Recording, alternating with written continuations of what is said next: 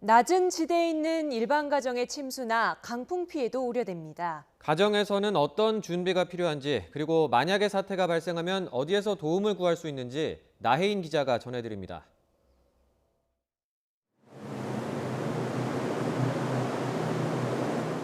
태풍 다나스가 몰고 올 수도 있는 초속 30m 바람과 시간당 300mm 폭우를 함께 맞아봤습니다.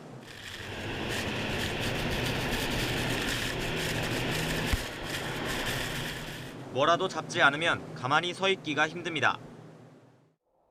실제 태풍 때는 몰아치는 비바람에 앞도 제대로 보기가 힘듭니다. 우산을 써도 이렇게 기둥부터 엿가락처럼 휘어서 아무 소용이 없습니다. 이번 태풍은 특히 장마 전선과 합쳐지면서 많은 비를 동반할 것으로 보입니다.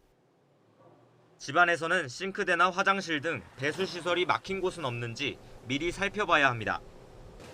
반지하 등 침수 우려가 있는 곳은 물막이판이나 모래주머니를 갖춰두는 게 좋습니다. 침수 취약 지역은 지자체의 도움을 받을 수도 있습니다. 방지하기 위한 영유방지 시설, 그리고 침수가 됐을 때 신속하게 빗물을 배제하기 위한 양수기 설치 사업을 하고 있는데, 주민들께서 필요하시다면은 구청이나 동주민센터에 신청을 하시면은 구에서 무료로 지원과 설치를 해드리고 있습니다. 집 주변의 빗물바지도 꼼꼼히 점검해야 합니다.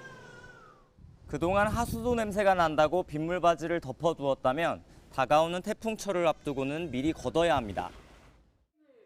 강풍으로 인한 유리창 파손을 막으려면 창틀에 우유값 등을 끼워 창문과의 틈새를 메우는 게 중요합니다.